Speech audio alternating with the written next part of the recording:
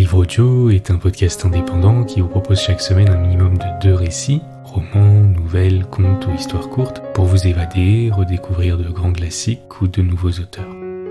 Si vous aimez ce podcast, merci de le soutenir en vous y abonnant, en le notant ou en le commentant sur la plateforme sur laquelle vous l'écoutez.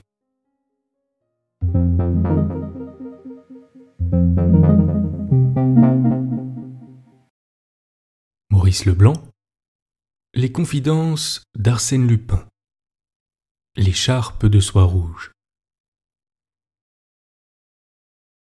Ce matin-là, en sortant de chez lui, à l'heure ordinaire où il se rendait au palais de justice, l'inspecteur principal Ganimard nota le manège assez curieux d'un individu qui marchait devant lui le long de la rue Pergolèse.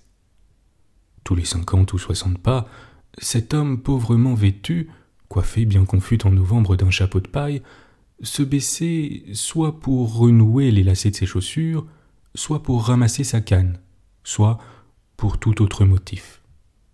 Et chaque fois, il tirait de sa poche et déposait furtivement sur le bord même du trottoir un petit morceau de peau d'orange. Simple manie, sans doute, divertissement puéril auquel personne n'eût prêté attention, mais Ganimard était un de ces observateurs perspicaces que rien ne laisse indifférent, et qui ne sont satisfaits que quand ils savent la raison secrète des choses. Il se mit donc à suivre l'individu. Or, au moment où celui-ci tournait à droite par l'avenue de la Grande Armée, l'inspecteur le surprit qui échangeait des signes avec un gamin d'une 12aine d'années, lequel gamin longeait les maisons de gauche. 20 mètres plus loin, l'individu se baissa et releva le bas de son pantalon. Une pelure d'orange marqua son passage. À cet instant même, le gamin s'arrêta et, à l'aide d'un morceau de craie, traça sur la maison qu'il côtoyait une croix blanche entourée d'un cercle. Les deux personnages continuèrent leur promenade. Une minute après, nouvelle halte. L'inconnu ramassa une épingle et laissa tomber une peau d'orange, et aussitôt, le gamin dessina sur le mur une seconde croix qu'il inscrivit également dans un cercle blanc. Sapristi, pensa l'inspecteur principal avec un grognement d'aise. Voilà qui promet. Que diable peuvent comploter ces deux clients-là? Les deux clients descendirent par l'avenue Friedland et par le faubourg Saint-Honoré, sans que d'ailleurs il se produisît un fait digne d'être retenu. À intervalles presque réguliers, la double opération recommençait, pour ainsi dire, mécaniquement. Cependant, il était visible d'une part que l'homme aux pelures d'orange n'accomplissait sa besogne qu'après avoir choisi la maison qu'il fallait marquer, et d'autre part, que le gamin ne marquait cette maison qu'après avoir observé le signal de son compagnon. L'accord était donc certain, et la manœuvre surprise présentait un intérêt considérable aux yeux de l'inspecteur principal. Place Beauvau, l'homme hésita. Puis, semblant se décider, il releva et rabattit 2 fois le bas de son pantalon. Alors le gamin s'assit sur le bord du trottoir, en face du soldat qui montait la garde au ministère de l'Intérieur, et il marqua la pierre de 2 petites croix et de 2 cercles. À hauteur de l'Élysée, même cérémonie. Seulement sur le trottoir où cheminait le factionnaire de la présidence, il y eut 3 signes au lieu de 2. « Qu'est-ce que ça veut dire ?» murmura Ganimard, pâle d'émotion, et qui malgré lui pensait à son éternel ennemi Lupin, comme il y pensait chaque fois que s'offrait une circonstance mystérieuse. Qu'est-ce que ça veut dire? Pour un peu, il eut empoigné et interrogé les 2 clients. Mais il était trop habile pour commettre une pareille bêtise. D'ailleurs, l'homme aux peaux d'orange avait allumé une cigarette, et le gamin, muni également d'un bout de cigarette, s'était approché de lui dans le but apparent de lui demander du feu. Ils échangèrent quelques paroles. Rapidement, le gamin tendit à son compagnon un objet qui avait, du moins l'inspecteur le crut, la forme d'un revolver dans sa gaine. Ils se penchèrent ensemble sur cet objet, et 6 fois l'homme tourné vers le mur porta la main à sa poche et fit un geste comme s'il eût chargé une arme.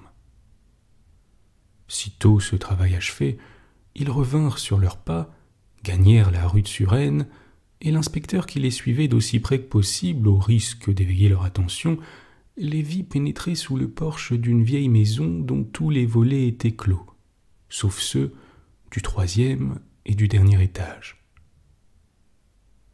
Il s'élança derrière eux. À l'extrémité de la porte cochère, il avisa au fond d'une grande cour l'enseigne d'un peintre en bâtiment et sur la gauche la cage d'un escalier. Il monta, et dès le premier étage, sa hâte fut d'autant plus grande qu'il entendit tout en haut un vacarme, comme des coups que l'on frappe. Quand il arriva au dernier palier, la porte était ouverte.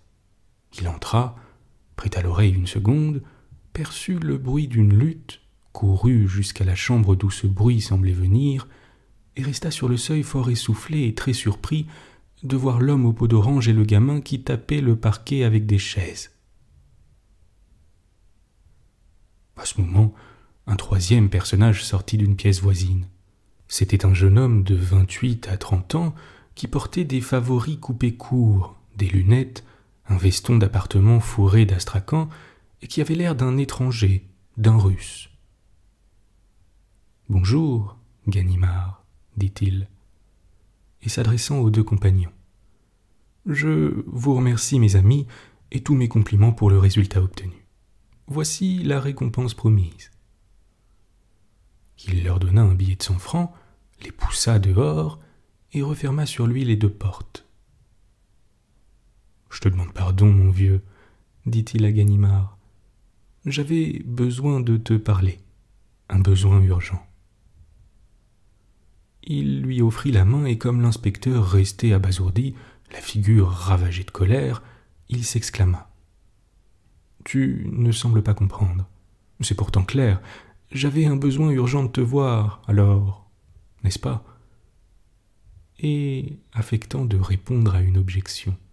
« Mais non, mon vieux, tu te trompes. Si je t'avais écrit ou téléphoné, tu ne serais pas venu. Ou bien tu serais venu avec un régiment. Or, je voulais te voir tout seul, et j'ai pensé qu'il n'y avait qu'à envoyer ces 2 braves gens à ta rencontre avec ordre de semer des pots d'orange, de dessiner des croix, des cercles, bref, de te tracer un chemin jusqu'ici. » « Eh bien quoi? Tu as l'air ahuri, qu'y a-t-il? Tu ne me reconnais pas, peut-être? Lupin, Arsène Lupin. Fouille dans ta mémoire, ce nom-là ne te rappelle pas quelque chose? » Animal, grinça Ganimard entre ses dents. Lupin sembla désolé et d'un ton affectueux. « Tu es fâché. »« Si, je vois ça à tes yeux. L'affaire Dugrival, n'est-ce pas? J'aurais dû attendre que tu vinsses m'arrêter. Ça perd l'hypopète. L'idée ne m'en est pas venue. Je te jure qu'une autre fois... » « Canaille, mâchonna Ganimard. Et moi qui croyais te faire plaisir, ma foi, oui, je me suis dit, ce bon gros Ganimard, il y a longtemps qu'on ne s'est pas vu, il va me sauter au cou. Ganimard, qui n'avait pas encore bougé, parut sortir de sa stupeur. Il regarda autour de lui, regarda Lupin, se demanda visiblement s'il n'allait pas en effet lui sauter au cou, puis se dominant, il empoigna une chaise et s'installa, comme s'il eût pris subitement le parti d'écouter son adversaire. « Parle, dit-il, et pas de baliverne, je suis pressé. »« C'est ça, dit Lupin, causons. Impossible de rêver un endroit plus tranquille, c'est un vieil hôtel de province qui appartient au duc de Rochelaure, lequel, ne l'habitant jamais, m'a loué cet étage et a consenti la jouissance des communs à un entrepreneur de peinture. J'ai quelques logements analogues, fort pratiques. Ici, malgré mon apparence de grand seigneur russe, je suis monsieur Jean d'Aubreuil, ancien ministre. Tu comprends, j'ai choisi une profession un peu encombrée pour ne pas attirer l'attention. « Qu'est-ce que tu veux que ça me fiche ?» interrompit Ganimard. « En effet, je bavarde et tu es pressé, excuse-moi, ce ne sera pas long. 5 minutes. Je commence. Un cigare ? Non, parfait, moi non plus. Il s'assit également, joua du piano sur la table tout en réfléchissant, et s'exprima de la sorte. Le 17 octobre 1599, par une belle journée chaude et joyeuse, tu me suis bien? Oui, donc le 17 octobre 1599. Au fait, est-il absolument nécessaire de remonter jusqu'au règne d'Henri IV et de te documenter sur la chronique du Pont-Neuf? Non, tu ne dois pas être ferré en histoire de France et je risque de te brouiller les idées. Qu'il te suffise donc de savoir que cette nuit, vers 1 heure du matin, un batelier qui passait sous la dernière arche de ce même Pont-Neuf, côté rive gauche, entendit tomber à l'avant de sa péniche une chose qu'on avait lancée du haut du pont et qui était visiblement destinée aux profondeurs de la Seine. Son chien se précipita en aboyant, et quand le batelier parvint à l'extrémité de sa péniche, il vit que sa bête secouait avec sa gueule un morceau de journal qui avait servi à envelopper divers objets. Il recueillit ceux de ces objets qui n'étaient pas tombés à l'eau, et rentré dans sa cabine, les examina. L'examen lui parut intéressant, et comme cet homme est en relation avec un de mes amis, il me fit prévenir. Et ce matin, on me réveillait pour me mettre au courant de l'affaire et en possession des objets recueillis. Les voici. Il les montra rangés sur une table. Il y avait d'abord les bribes déchirées d'un numéro de journal. Il y avait ensuite un gros encrier de cristal, au couvercle duquel était attaché un long bout de ficelle. Il y avait un petit éclat de verre, puis une sorte de cartonnage flexible réduit en chiffon. Et il y avait enfin un morceau de soie rouge écarlate, terminé par un gland de même étoffe et de même couleur. « Tu vois nos pièces à conviction, mon bon ami, » reprit Lupin. « Certes, le problème à résoudre serait plus facile si nous avions les autres objets que la stupidité du chien a dispersés. Mais il me semble cependant qu'on peut s'en tirer avec un peu de réflexion et d'intelligence. Et ce sont là précisément tes qualités maîtresses. Qu'en dis-tu » Ganimard ne broncha pas, il consentait à subir les bavardages de Lupin, mais sa dignité lui commandait de n'y répondre ni par un seul mot, ni par un hochement de tête qui pût passer pour une approbation ou une critique. « Je vois que nous sommes entièrement du même avis, » continua Lupin, sans paraître remarquer le silence de l'inspecteur principal. « Et je résume ainsi en une phrase définitive l'affaire telle que la racontent ces pièces à conviction. Hier soir, entre 9 heures et minuit, une demoiselle d'allure excentrique fut blessée à coups de couteau, puis serrée à la gorge jusqu'à ce que mort s'ensuivît, par un monsieur bien habillé, portant monocle, appartenant au monde des courses, et avec lequel la dite demoiselle venait de manger 3 meringues et un éclair au café. Lupin alluma une cigarette et saisissant la manche de Ganimard. « Hein, ça t'embouche un coin, inspecteur principal. Tu t'imaginais que dans le domaine des déductions policières, de pareils tours de force étaient interdits aux profanes. Erreur, monsieur. Lupin jongle avec les déductions comme un détective de roman. Mes preuves, aveuglantes et enfantines. » Et il reprit en désignant les objets au fur et à mesure de sa démonstration. Ainsi donc, hier soir après 9 heures, ce fragment de journal porte la date d'hier et la mention journal du soir. En outre, tu peux voir ici collée au papier une parcelle de ces bandes jaunes sous lesquelles on envoie les numéros d'abonnés, numéros qui n'arrivent à domicile qu'au courrier de 9 heures. Donc, après 9 heures, un monsieur bien habillé, veuille bien noter que ce petit éclat de verre présente sur un des bords le trou d'un monocle, et que le monocle est un ustensile essentiellement aristocratique. Un monsieur bien habillé est entré dans une pâtisserie. Voici le cartonnage très mince en forme de boîte où l'on voit encore un peu de la crème des meringues et de l'éclair qu'on y rangea selon l'habitude. Muni de son paquet, le monsieur au monocle rejoignit une jeune personne, dont cette écharpe de soie rouge écarlate indique suffisamment les allures excentriques. L'ayant rejointe, et pour des motifs encore inconnus, il la frappa d'abord à coups de couteau, puis l'étrangla à l'aide de cette écharpe de soie. « Prends ta loupe, inspecteur principal, et tu verras sur la soie des marques d'un rouge plus foncé qui sont ici les marques d'un couteau que l'on essuie, et là, celle d'une main sanglante qui se cramponne à une étoffe. » Son crime commis, et afin de ne laisser aucune trace derrière lui, il sort de sa poche, premièrement le journal auquel il est abonné, et qui parcourt ce fragment, est un journal de course dont il te sera facile de connaître le titre. Deuxièmement, une corde qui se trouve être une corde à fouet.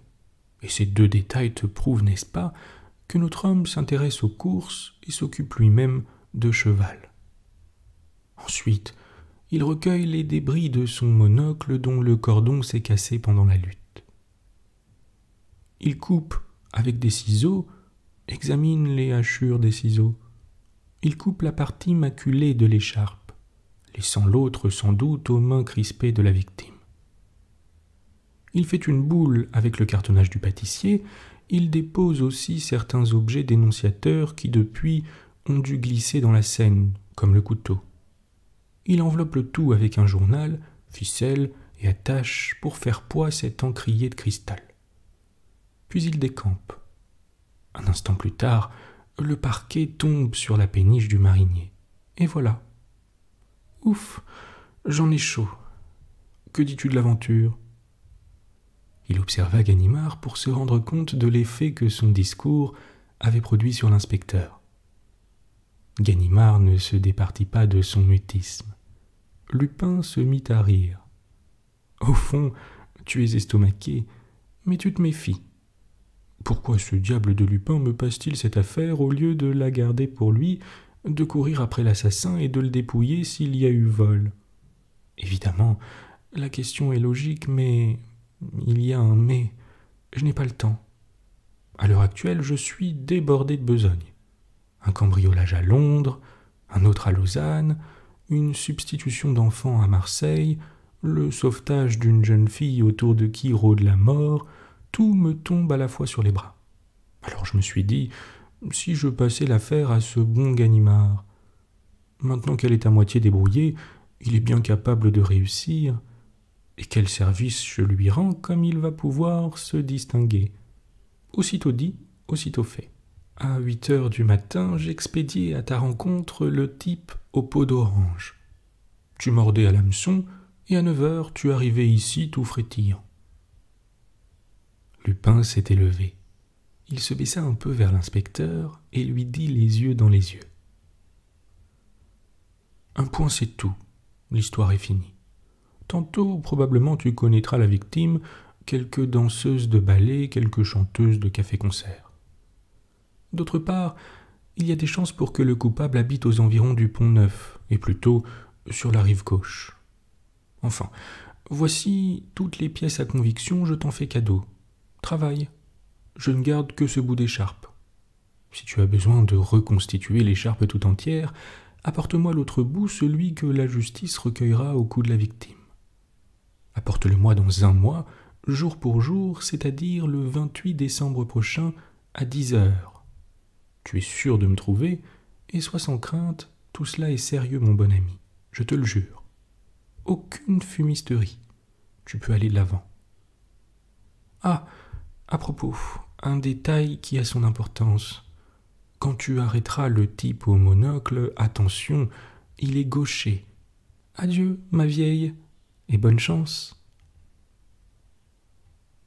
Lupin fit une pirouette, gagna la porte, l'ouvrit et disparut avant même que Ganimard ne songeât à prendre une décision.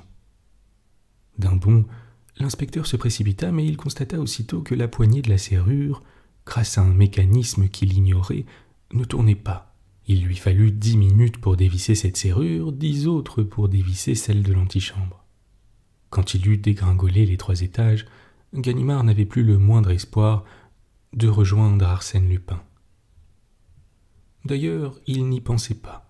Lupin lui inspirait un sentiment bizarre et complexe, où il y avait de la peur, de la rancune, une admiration involontaire et aussi l'intuition confuse que malgré tous ses efforts, malgré la persistance de ses recherches, il n'arriverait jamais à bout d'un pareil adversaire. Il le poursuivait par devoir et par amour-propre, mais avec la crainte continuelle d'être dupé par ce redoutable mystificateur, et bafoué devant un public toujours prêt à rire de ses mésaventures. En particulier, l'histoire de cette écharpe rouge lui sembla bien équivoque. Intéressante, certes par plus d'un côté, mais combien invraisemblable. Et combien aussi l'explication de Lupin, si logique en apparence, résistait peu à un examen sévère. Non, se dit Ganimard, tout cela c'est de la blague, un ramassis de suppositions et d'hypothèses qui ne reposent sur rien. Je ne marche pas. Quand il parvint au 36 du quai des Orfèvres, il était absolument décidé à tenir l'incident pour nul et non avenu. Il monta au service de la sûreté. Là, un de ses camarades lui dit « Tu as vu le chef ?»« Non. Il te demandait tout à l'heure. »« Ah, oui, va le rejoindre. »« Où ?»« Rue de Berne, un assassinat qui a été commis cette nuit. »« Ah, et la victime ? Je ne sais pas trop, une chanteuse de café-concert, je crois. » Ganimard murmura simplement « Crébleu de crébleu !» 20 minutes après, il sortait du métro et se dirigeait vers la rue de Berne. La victime, connue dans le monde des théâtres sous le sobriquet de Jenny Saphir, occupait un modeste appartement situé au second étage.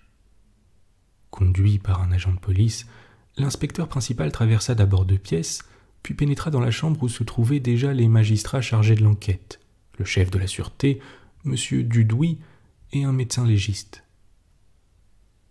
Au premier coup d'œil, Ganimard tressaillit. Il avait aperçu couché sur le divan le cadavre d'une jeune femme dont les mains se crispaient à un lambeau de soie rouge.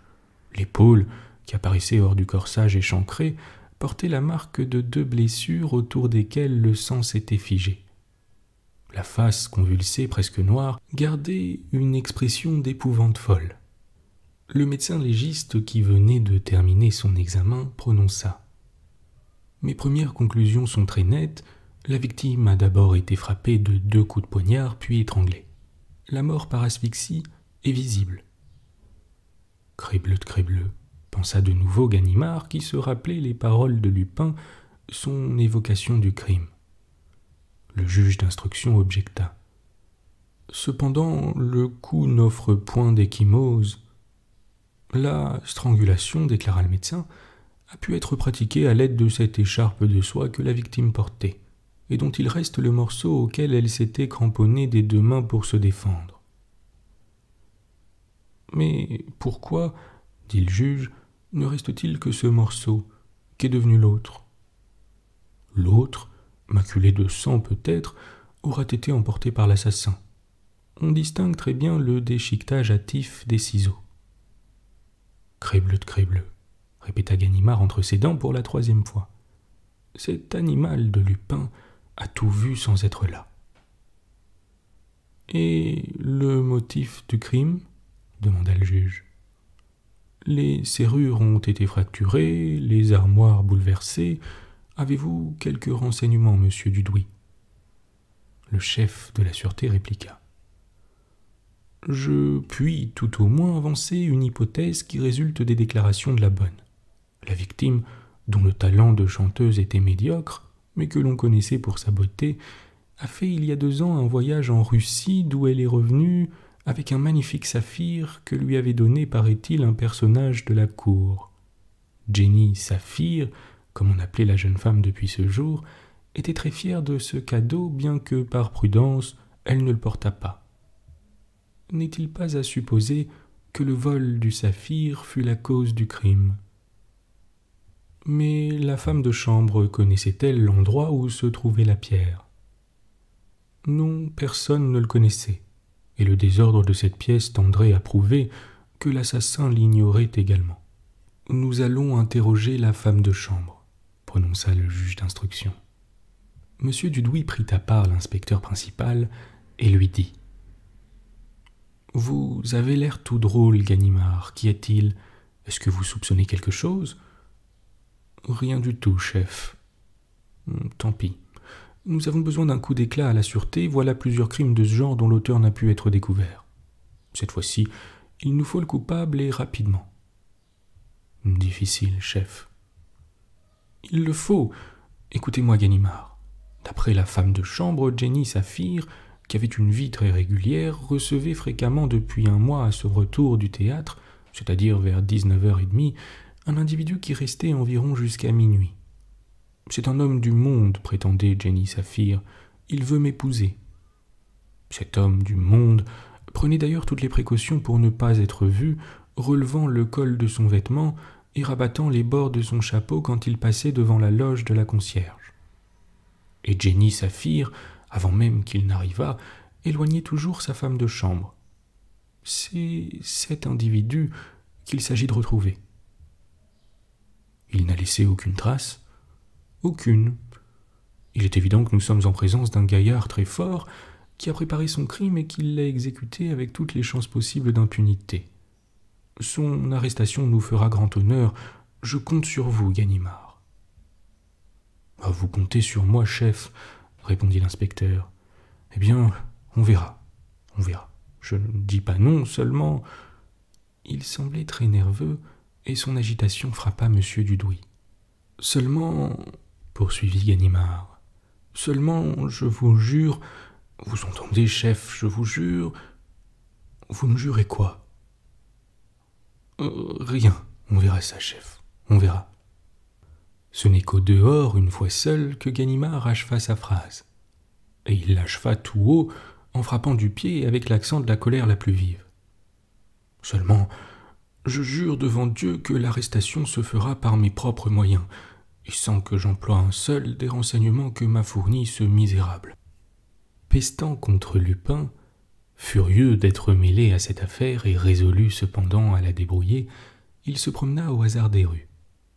Le cerveau tumultueux, il cherchait à mettre un peu d'ordre dans ses idées et à découvrir parmi les faits épars un petit détail inaperçu de tous, non soupçonné de Lupin, qui put le conduire au succès.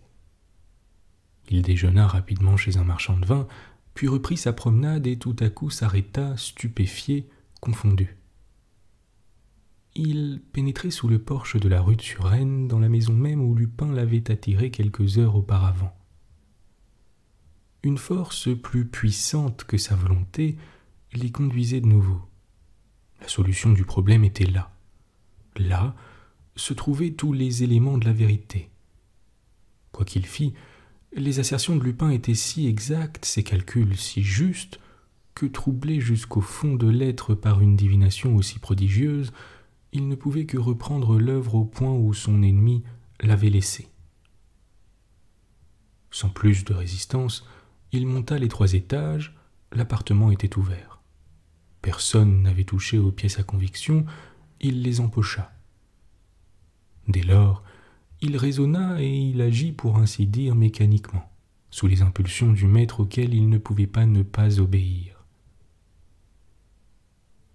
En admettant que l'inconnu habitât aux environs du Pont-Neuf, il fallait découvrir sur le chemin qui mène de ce pont à la rue de Berne l'importante pâtisserie ouverte le soir où les gâteaux avaient été achetés. Les recherches ne furent pas longues. Près de la gare Saint-Lazare, un pâtissier lui montra de petites boîtes en carton identiques comme matière et comme forme à celles que Ganimard possédait. En outre, une des vendeuses se rappelait avoir servi la veille au soir un monsieur engoncé dans son col de fourrure, mais dont elle avait aperçu le monocle. « Voilà contrôlé un premier indice, » pensa l'inspecteur. « Notre homme porte bien un monocle. » Il réunit ensuite les fragments du journal de course et les soumit à un marchand de journaux qui reconnut aisément le Turf illustré. Aussitôt, il se rendit au bureau du Turf et demanda la liste des abonnés. Sur cette liste, Il releva les noms et adresses de tous ceux qui demeuraient dans les parages du Pont-Neuf, et principalement, puisque Lupin l'avait dit, sur la rive gauche du fleuve. Il retourna ensuite à la sûreté, recruta une demi-douzaine d'hommes et les expédia avec les instructions nécessaires. À 7 heures du soir, le dernier de ces hommes revint et lui annonça la bonne nouvelle. Un monsieur Prévailles, abonné au Turf, habitait un entresol sur le quai des Augustins. La veille au soir, il sortait de chez lui vêtu d'une pelisse de fourrure, recevait des mains de la concierge sa correspondance et son journal, le Turf illustré, s'éloignait et rentrait vers minuit. Ce monsieur Prévailles portait un monocle. C'était un habitué des courses et lui-même possédait plusieurs chevaux qu'il montait ou mettait en location. L'enquête avait été si rapide, les résultats étaient si conformes aux prédictions de Lupin, que Ganimard se sentit bouleversé en écoutant le rapport de l'agent.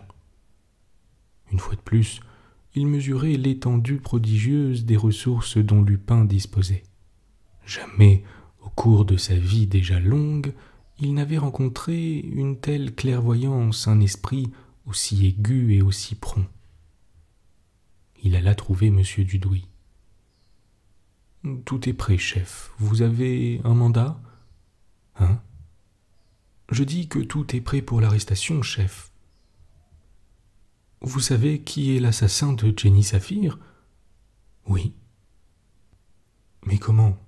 Expliquez-vous. » Ganimard éprouva quelques scrupules, rougit un peu, et cependant répondit. « Un hasard, chef.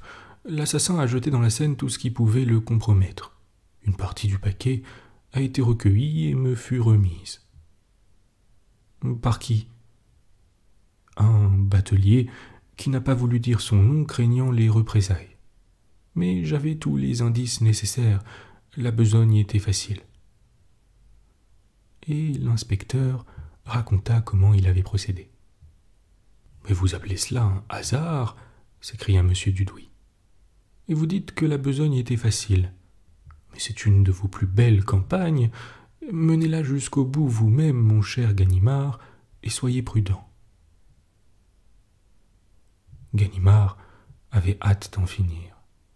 Il se rendit au quai des Augustins avec ses hommes qu'il répartit autour de la maison. La concierge, interrogée, déclara que son locataire prenait ses repas dehors, mais qu'il passait régulièrement chez lui après son dîner. De fait, un peu avant 9 heures, penchée à sa fenêtre, elle avertit Ganimard qui donna aussitôt un léger coup de sifflet. Un monsieur en chapeau haute forme, enveloppé dans sa pelisse de fourrure, suivait le trottoir qui longe la Seine. Il traversa la chaussée et se dirigea vers la maison. Ganimard s'avança. « Vous êtes bien monsieur Prévailles ? » ?»« Oui, mais vous-même ? » ?»« Je suis chargé d'une mission. » Il n'eut pas le temps d'achever sa phrase. À la vue des hommes qui surgissaient de l'ombre, Prévailles avait reculé vivement jusqu'au mur, et tout en faisant face à ses adversaires, il se tenait adossé contre la porte d'une boutique située au rez-de-chaussée et dont les volets étaient clos. « Arrière !» cria-t-il. « Je ne vous connais pas. » Sa main droite brandissait une lourde canne, tandis que sa main gauche, glissée derrière lui, semblait chercher à ouvrir la porte. Ganimard eut l'impression qu'il pouvait s'enfuir par là et par quelque issue secrète. « Allons, dit-il en s'approchant. Tu es pris, rends-toi. » Mais au moment où il empoignait la canne de Prévailles, Ganimard se souvint de l'avertissement donné par Lupin. Prévailles était gaucher, et c'était son revolver qu'il cherchait de la main gauche. L'inspecteur se baissa rapidement. Il avait vu le geste subit de l'individu. 2 détonations retentirent, personne ne fut touché. Quelques secondes après, Prévailles recevait un coup de crosse au menton qui l'abattait sur le champ. À 9 heures, on l'écrouait au dépôt. Ganimard, à cette époque, jouissait déjà d'une grande réputation. Cette capture opérée si brusquement et par des moyens très simples que la police se hâta de divulguer lui valut une célébrité soudaine. On chargea aussitôt Prévailles de tous les crimes demeurés impunis et les journaux exaltèrent les prouesses de Ganimard. L'affaire, au début, fut conduite vivement. Tout d'abord, on constata que Prévailles, de son véritable nom, Thomas de Rock, avait eu déjà maille à partir avec la justice. En outre, la perquisition que l'on fit chez lui, si elle ne provoqua pas de nouvelles preuves, amena cependant la découverte d'un peloton de cordes semblable à la corde employée autour du paquet et la découverte de poignards qui auraient produit une blessure analogue aux blessures de la victime. Mais le 8e jour, tout changea. Prévailles, qui jusqu'ici avait refusé de répondre, Prévailles, assisté de son avocat, opposa un alibi très net. Le soir du crime, il était aux Folies Bergères. De fait, on finit par trouver dans la poche de son smoking un coupon de fauteuil et un programme de spectacle qui, tous deux, portaient la date de ce soir-là. « Alibi préparé », objecta le juge d'instruction. « Prouvez-le », répondit Prévailles. Des confrontations eurent lieu. La demoiselle de la pâtisserie crut reconnaître le monsieur au monocle. La concierge de la rue de Berne crut reconnaître le monsieur qui rendait visite à Jenny Saphir. Mais personne n'osait rien affirmer de plus. Ainsi, l'instruction ne rencontrait rien de précis, aucun terrain solide sur lequel on pût établir une accusation sérieuse. Le juge fit venir Ganimard et lui confia son embarras. « Il m'est impossible d'insister davantage. Les charges manquent. »« Cependant, vous êtes convaincu, monsieur le juge d'instruction. Prévailles se serait laissé arrêter sans résistance s'il n'avait pas été coupable. Il prétend qu'il a cru à une attaque. De même, il prétend qu'il n'a jamais vu Jenny Saphir, et en vérité, nous ne trouvons personne pour le confondre. Et pas davantage en admettant que le saphir ait été volé, nous n'avons pu le trouver chez lui. »« Ailleurs non plus, » objecta Ganimard. « Soit, mais ce n'est pas une charge contre lui, cela. Savez-vous ce qu'il nous faudrait, monsieur Ganimard, et avant peu, l'autre bout de cette écharpe rouge. » »« L'autre bout ? » ?»« Oui, car il est évident que si l'assassin l'a emporté, c'est que les marques sanglantes de ses doigts sont sur l'étoffe. » Ganimard ne répondit pas. Depuis plusieurs jours, il sentait bien que toute l'aventure tendait vers ce dénouement. Il n'y avait pas d'autre preuve possible. Avec l'écharpe de soie, et avec cela seulement, la culpabilité de Prévailles était certaine. Or, la situation de Ganimard exigeait cette culpabilité. Responsable de l'arrestation, illustré par elle, prôné comme à l'adversaire le plus redoutable des malfaiteurs, il devenait absolument ridicule si Prévailles était relâché. Par malheur, l'unique et indispensable preuve était dans la poche de Lupin. Comment l'y reprendre ? Ganimard chercha, il s'épuisa en nouvelles investigations, refit l'enquête, passa des nuits blanches à scruter le mystère de la rue de Berne, reconstitua l'existence de Prévailles, mobilisa 10 hommes pour découvrir l'invisible saphir. Tout fut inutile. Le 27 décembre, le juge d'instruction l'interpella dans les couloirs du palais. « Eh bien, monsieur Ganimard, du nouveau ?»« Non, monsieur le juge d'instruction. »« En ce cas, j'abandonne l'affaire. »« Attendez un jour encore. »« Pourquoi ? Il nous faudrait l'autre bout de l'écharpe, l'avez-vous ? » ?»« Je l'aurai demain. »« Demain ? » ?»« Oui, mais confiez-moi le morceau qui est en votre possession. »« Moyennant quoi ? » ?»« Moyennant que je vous promets de reconstituer l'écharpe complète. »« Entendu. » Ganimard entra dans le cabinet du juge. Il en sortit avec le lambeau de soie. Crénon de bon sang. j'irai la chercher, la preuve, et je l'aurai, si toutefois M. Lupin ose venir au rendez-vous. » Au fond, il ne doutait pas que M. Lupin n'eût cette audace, et c'était ce qui, précisément, l'agaçait. Pourquoi Lupin le voulait-il, ce rendez-vous? Quel but poursuivait-il en l'occurrence? Inquiet, la rage au cœur, plein de haine, il résolut de prendre toutes les précautions nécessaires, non seulement pour ne pas tomber dans un guet-apens, mais pour ne pas manquer, puisque l'occasion s'en présentait, de prendre son ennemi au piège. Et le lendemain, qui était le 28 décembre, jour fixé par Lupin, après avoir étudié toute la nuit le vieil hôtel de la rue de Suresnes et s'être convaincu qu'il n'y avait d'autre issue que la grande porte, après avoir prévenu ses hommes qu'il allait accomplir une expédition dangereuse, c'est avec eux qu'il arriva sur le champ de bataille. Il les posta dans un café. La consigne était formelle. S'il apparaissait à l'une des fenêtres du 3e étage, ou s'il ne revenait pas au bout d'une heure, les agents devaient envahir la maison et arrêter quiconque essaierait d'en sortir. L'inspecteur principal s'assura que son revolver fonctionnait bien et qu'il pourrait le tirer facilement de sa poche, et il monta. Il fut assez surpris de revoir les choses comme il les avait laissées, c'est-à-dire les portes ouvertes et les serrures fracturées. Ayant constaté que les fenêtres de la chambre principale donnaient bien sur la rue, il visita les 3 autres pièces qui constituaient l'appartement. Il n'y avait personne. « Monsieur Lupin a eu peur, » murmura-t-il, non sans une certaine satisfaction. « T'es bête, » dit une voix derrière lui. S'étant retourné, il vit sur le seuil un vieil ouvrier en longue blouse de peintre. « Ne cherche pas, » dit l'homme. « C'est moi, Lupin.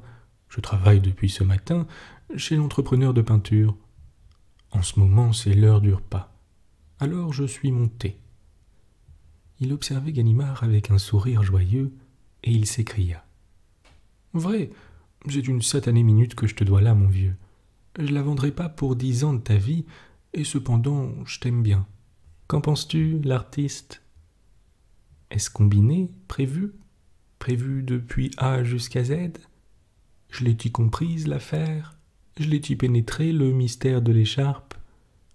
Je ne te dis pas qu'il n'y avait pas des trous dans mon argumentation, des mailles qui manquaient à la chaîne, mais quel chef-d'œuvre d'intelligence!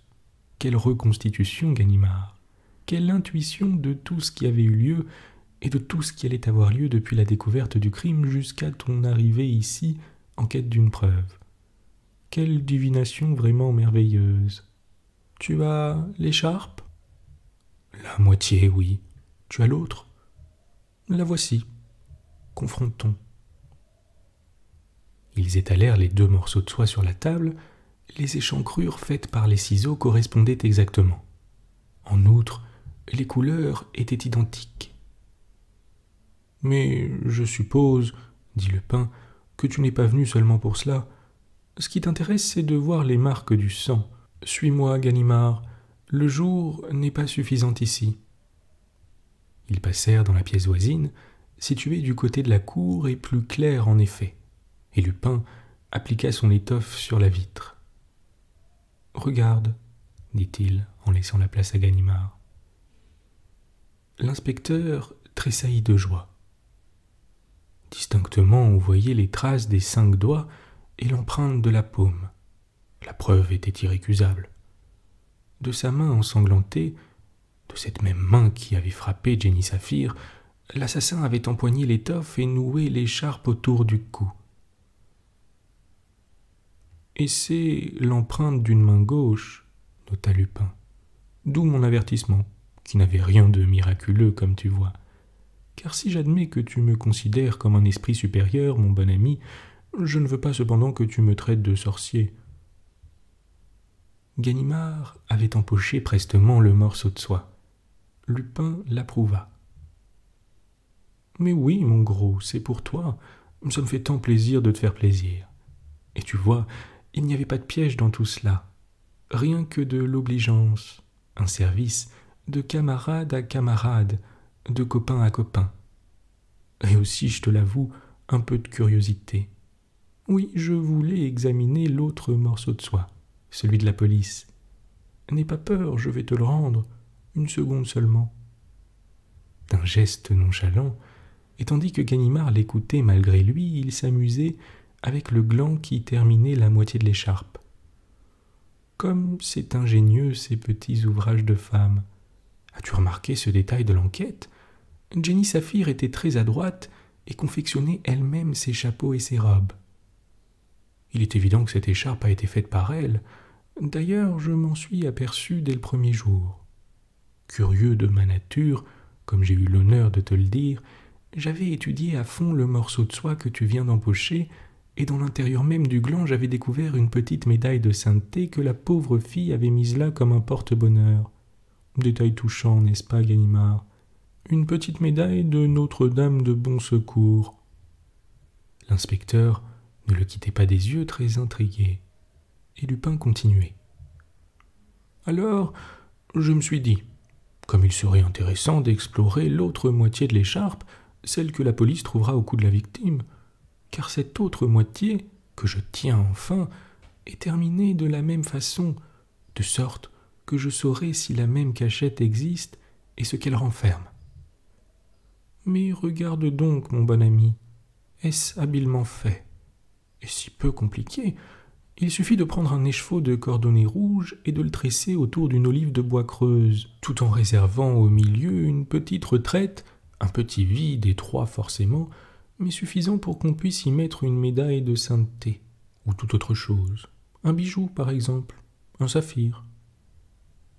Au même instant, il achevait d'écarter les cordonnets de soie et au creux d'une olive, il saisissait entre le pouce et l'index une admirable pierre bleue d'une pureté et d'une taille parfaite. « Hein? Que disais-je, mon bon ami ?» Il leva la tête. L'inspecteur, livide, les yeux hagards, semblait ahuri, fasciné par la pierre qui miroitait devant lui. Il comprenait enfin toute la machination. « Animal !» murmura-t-il, retrouvant son injure de la première entrevue. Les deux hommes étaient dressés l'un contre l'autre. « Rends-moi ça !» fit l'inspecteur. Lupin tendit le morceau d'étoffe. « Et le saphir !» ordonna Ganimard. « T'es bête !»« Rends-moi ça, sinon... »« Sinon quoi, espèce d'idiot ?» s'écria Lupin. « Ah ça! Mais t'imagines-tu que c'est pour des prunes que je t'ai octroyé l'aventure? Rends-moi ça. » « Tu ne m'as pas regardé. Comment? Voilà 4 semaines que je te fais marcher comme un daim, et tu voudrais... Voyons, Ganimard, un petit effort, mon gros. Comprends que, depuis 4 semaines, tu n'es que le bon caniche. Ganimard, apporte au monsieur. Ah, le bon toutou à son père. Faites le beau, un sucre. » Contenant la colère qui bouillonnait en lui, Ganimard ne songeait qu'à une chose, appeler ses agents. Et comme la pièce où il se trouvait donnait sur la cour, peu à peu, par un mouvement tournant, il essayait de revenir à la porte de communication. D'un bond, il sauterait alors vers la fenêtre et casserait l'un des carreaux. « Faut-il tout de même, continuait Lupin, faut-il que vous en ayez une couche, toi et les autres? Depuis le temps que vous tenez l'étoffe, il n'y en a pas un qui ait eu l'idée de la palper, pas un qui se soit demandé la raison pour laquelle la pauvre fille s'accrochait à son écharpe. Pas un. Vous agissez au hasard, sans réfléchir, sans rien prévoir. » L'inspecteur avait atteint son but. Profitant d'une seconde où Lupin s'éloignait de lui, il fit volte-face soudain et saisit la poignée de la porte. Mais un juron lui échappa, la poignée ne bougea pas. Lupin s'esclaffa. « Même pas ça. Tu n'avais même pas prévu ça. Tu me tends un traquenard et tu n'admets pas que je puisse flairer la chose d'avance. Et tu te laisses conduire dans cette chambre sans te demander si je ne t'y conduis pas exprès et sans te rappeler que les serrures sont munies de mécanismes spéciaux. Voyons, en toute sincérité, qu'est-ce que tu dis de cela ?» « Ce que j'en dis, proféra Ganimard hors de lui. Rapidement, il avait tiré son revolver et visé l'ennemi en pleine figure. « Haut les mains !» cria-t-il. Lupin se planta devant lui en levant les épaules. « Haut les mains !» cria-t-il. « Encore la gaffe. Ton ustensile ne partira pas. »« Quoi ? Ta femme de ménage, la vieille Catherine, est à mon service. Elle a mouillé la poudre ce matin pendant que tu prenais ton café au lait. » Ganimard eut un mouvement de rage, empocha l'arme et se jeta sur Lupin. « Et après ?» fit celui-ci en l'arrêtant net d'un coup de pied sur la jambe. Leurs vêtements se touchaient presque, leurs regards se provoquaient comme les regards de deux adversaires qui vont en venir aux mains. Pourtant, il n'y eut pas de combat. Le souvenir des luttes précédentes rendait la lutte inutile. Et Ganimard, qui se rappelait toutes les défaites passées, ses vaines attaques, les ripostes foudroyantes de Lupin, ne bougeait pas. Il n'y avait rien à faire, il le sentait. Lupin disposait des forces contre lesquelles toute force individuelle se brisait. Alors, à quoi bon ? « N'est-ce pas ?» prononça Lupin d'une voix amicale. « Il vaut mieux en rester là. D'ailleurs, mon bon ami, réfléchis bien à tout ce que l'aventure t'a apporté. La gloire, la certitude d'un avancement prochain, et grâce à cela la perspective d'une heureuse vieillesse. Tu ne voudrais pas cependant y ajouter la découverte du saphir et la tête de ce pauvre Lupin. Ce ne serait pas juste. Sans compter que ce pauvre Lupin t'a sauvé la vie. Mais oui, monsieur, qui donc vous avertissait ici même que Prévailles était gaucher? Et c'est comme ça que tu me remercies? Pas chic, Ganimard. Vraiment, tu me fais de la peine. » Tout en bavardant, Lupin avait accompli le même manège que Ganimard et s'était approché de la porte. Ganimard comprit que l'ennemi allait lui échapper. Oubliant toute prudence, il voulut lui barrer la route et reçut dans l'estomac un formidable coup de tête qui l'envoya rouler jusqu'à l'autre mur. En 3 gestes, Lupin fit jouer un ressort, tourna la poignée, entr'ouvrit le battant et s'esquiva en éclatant de rire. Lorsque Ganimard, 20 minutes après, réussit à rejoindre ses hommes, l'un de ceux-ci lui dit « Il y a un ouvrier peintre qui est sorti de la maison, comme ses camarades rentraient de déjeuner, et qui m'a remis une lettre. Vous donnerez ça à votre patron, qu'il m'a dit. » « Quel patron ?» que j'ai répondu. « Il était loin déjà, je suppose donc que c'est pour vous. »« Donne. » Ganimard décacheta la lettre. Elle était griffonnée en hâte au crayon et contenait ces mots. « Ceci, mon bon ami, pour te mettre en garde contre une excessive crédulité. Quand un quidam te dit que les cartouches de ton revolver sont mouillées, si grande que soit ta confiance en ce quidam, se nomma-t-il Arsène Lupin, ne te laisse pas monter le coup. Tire d'abord, et si le quidam fait une pirouette dans l'éternité, tu auras la preuve, premièrement, que les cartouches n'étaient pas mouillées, et deuxièmement, que la vieille Catherine est la plus honnête des femmes de ménage. En attendant que j'aie l'honneur de la connaître, accepte, mon bon ami, les sentiments affectueux de ton fidèle. Arsène Lupin.